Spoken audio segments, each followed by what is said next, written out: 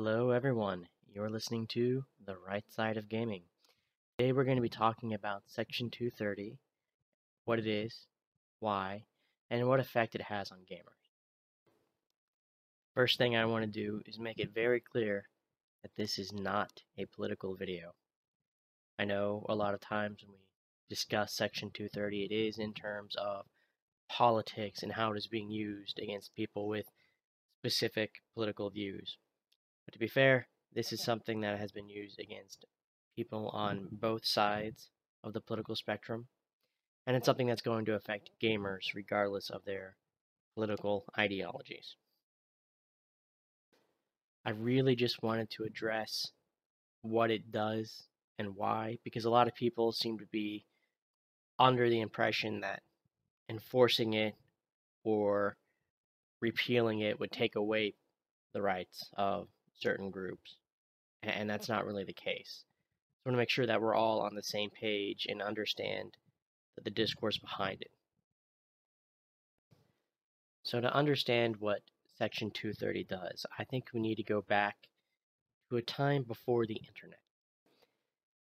At one point in time, people would gather, say, in their town square, okay?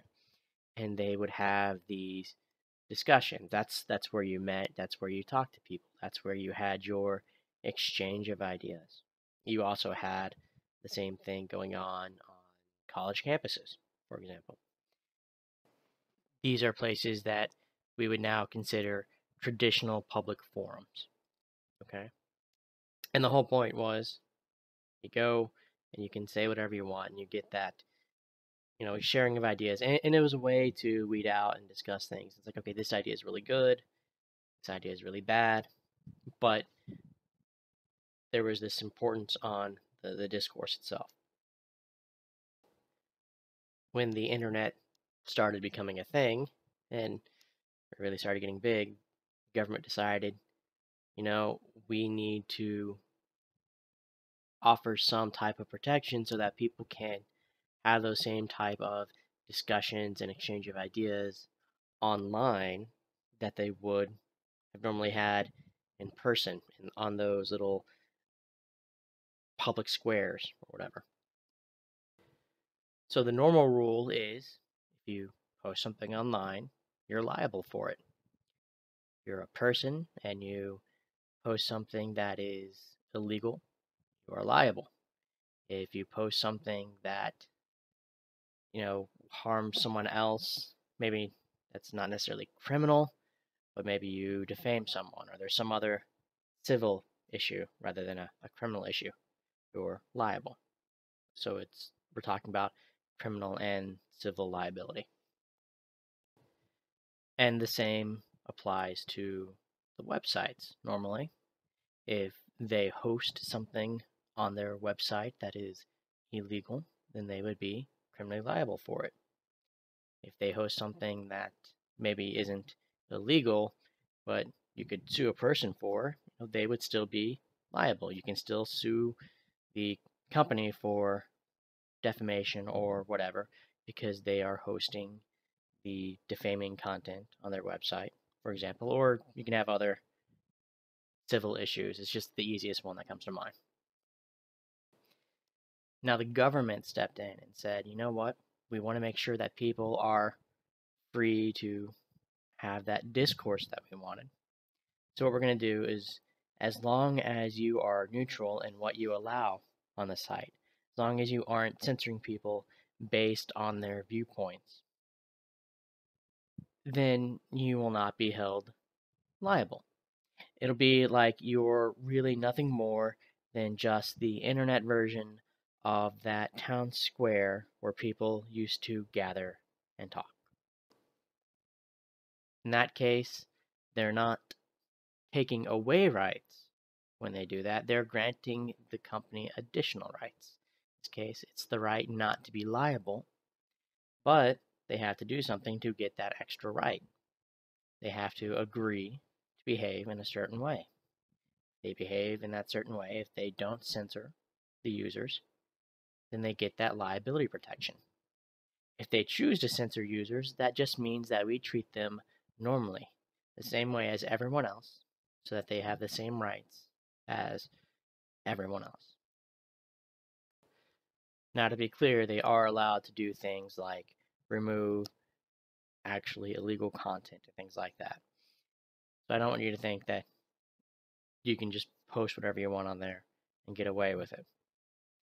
But as far as like the viewpoint discrimination stuff goes, or if you just post something they don't like and they decide to get rid of it, that would be a violation of 230 and they would not get those additional protections.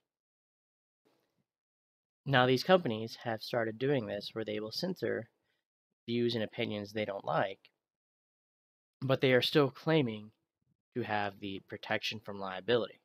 It's one of those, they want their cake and they want to eat it too type of scenarios. It's an either or scenario.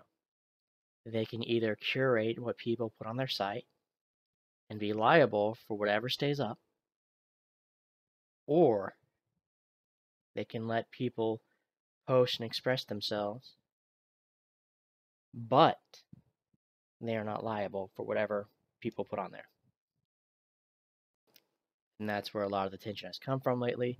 These companies want to be able to curate as well as be protected from liability, because that would be the dream.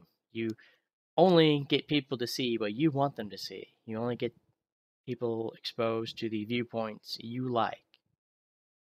And you're not liable for anything. But that's not the way the law is written. People want to either enforce the law, which means taking away their protections, or letting them keep them if they stop discriminating, or they want to repeal it, which means you're not taking away rights. Remember, these were extra rights that were granted only if they chose to do specific things. Since they've not chosen to do them, they don't have those rights. You're just saying, we're going to make sure you're treated like everyone else, and we don't even have to have this debate anymore. You already should have been treated like everyone else and been liable for everything on your website, and now there's just no option not to be. So now you're wondering, how does this affect gamers?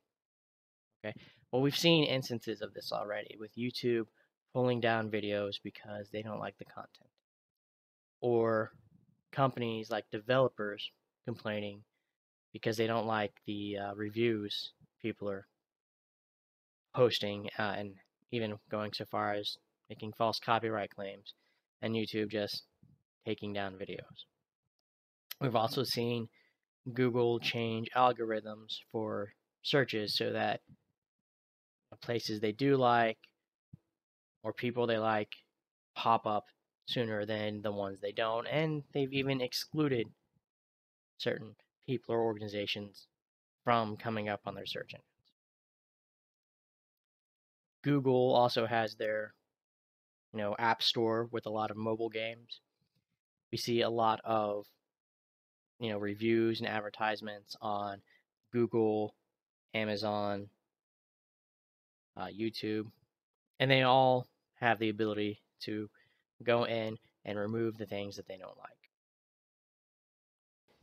And a lot of the power for gamers in the industry is our collective voice.